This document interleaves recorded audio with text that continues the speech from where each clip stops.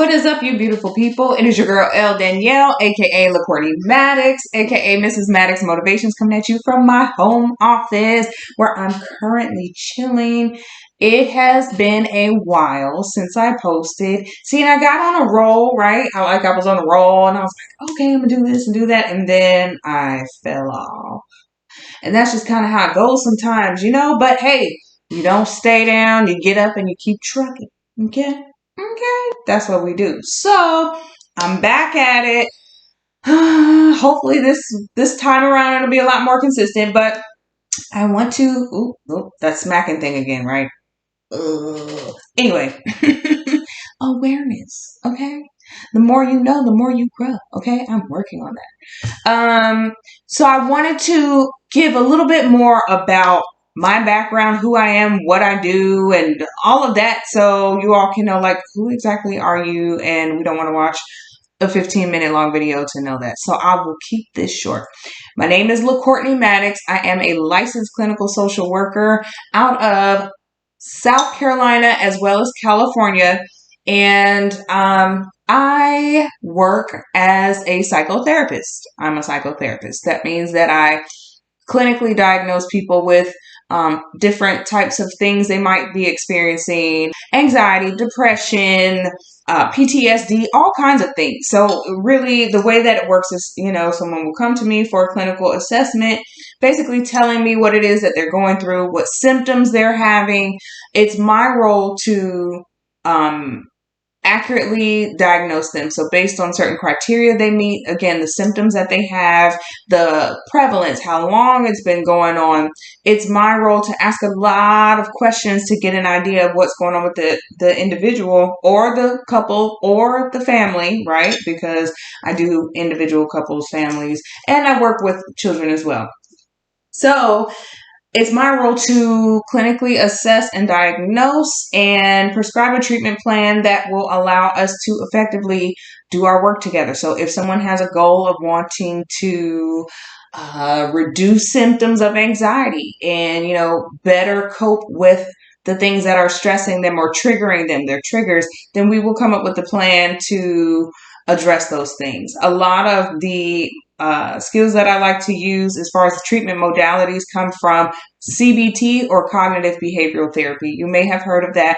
I also like to use DBT, or dialectical behavioral therapy. So those are my two main go-tos, especially when we're talking about things with stress, anxiety, depression, which is a lot of what I'm seeing right now. And I'm pretty sure a lot of you may know someone, if not yourself, who may be struggling with that.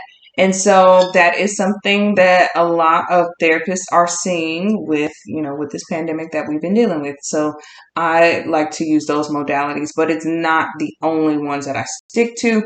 I like to get a feel for the client, see your vibe, see how you do what you do that makes you, and that really just helps me in our work together, my work with whoever it is that I'm working with. It allows me to really get a feel for this person, them to get a feel for me, and see how we can work together, because a big part of healing and really working through processing a lot of different things in therapy is the therapeutic relationship. So if you have a good therapeutic rapport with the client and they have that, they feel connected in a way that they can be open and vulnerable with you, and you as a therapist can also reflect back different things, then it's really helpful for that relationship, and it allows for a really reflective kind of process where the client can be vulnerable to share things that they are going through, but also being open and trusting to receive feedback, receive guidance, and also to be reflected back some of the things that they're putting out. So that can be a difficult part of therapy, but hey, therapy is not like, it can be laying on somebody's chaise lounge, if that's even how you say it. I want one of those, by the way. And talking about your day, but it can be that, but therapy can also be really challenging and really trying. There are a lot of things that you're digging up, like old things maybe you thought you worked through, emotions and just emotional wounds coming up, like that stuff is tough. Okay. It's like, it can be a bit much. So therapy is work, okay? If you are really trying to heal and grow and do some things differently in your life and regulate your emotion, learn the stress tolerance skills, things like that, that's what it's for. So, so yeah, if that's something you're interested in, I do provide therapeutic services for residents of South Carolina as well as California. However, if you are outside of those states, I do offer coaching. Now, coaching is assisting someone with things that they're going through in their day-to-day life. So it's almost like guidance. It's giving some guidance. It's being a listening ear. It's different from psychotherapy in that psychotherapy is assessing and diagnosing, like clinically giving a diagnosis to a person and saying, you have this diagnosis. These are the specific ways that we are going to treat that based on this clinically and medically necessary service. And so coaching, on the other hand, again, is more so giving that guidance. Like, again, you're working through something and you need someone to kind of listen to and or need someone to give you some feedback and some direction, and not necessarily like telling you what to do, but it's similar in that it's a session with you, but it's not clinical in that we're prescribing, we're giving any type of, clinical recommendations and things like that. So that's how it's different. I am open for free consultations.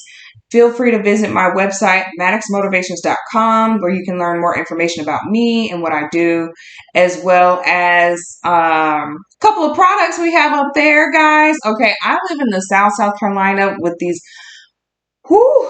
crazy mosquitoes. These things are rough, okay? Like, they chase you. So because I had a baby, I did play around with my garden, and created my very own homemade Drew's mosquito repellent lotion. So it's made up of a lotion that has what does it have in it? All kind of herbs: rosemary, citronella, sage, marigold, a couple other things from the garden I cannot think of right now because I made this a while ago. So, but it is on there. It is listed, guys. I also do have a Manage Your Mind manual with daily tips for you to use to reduce your anxieties and stress. So check those things out. You may find them to be helpful. Also check out the other videos. If you have any ideas, any suggestions, any tips for things, if there's anything else you would like to learn about, just let me know and leave a comment in the comment section. Okay. Again, I will be making more of these videos, trying to do so regularly. And so that way we can get this information out. If you know anyone who is struggling with mental health, emotional health, things like that, feel free to refer them. As far as like even just checking out videos, and not even just myself, there are a lot of clinicians who are putting information out here on the internet because we're overloaded, y'all. Okay, like, I'm just going to put it like that. A lot of us are overloaded, booked. There are people saying, I can't get a therapist for like 8 months. Ooh. Yeah, it's tough out here.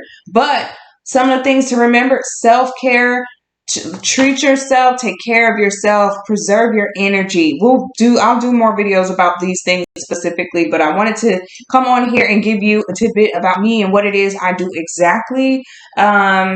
And so, yeah, if you have any questions, feel free to ask. And I hope to talk to you guys soon. And I will see you on the next one. Take care.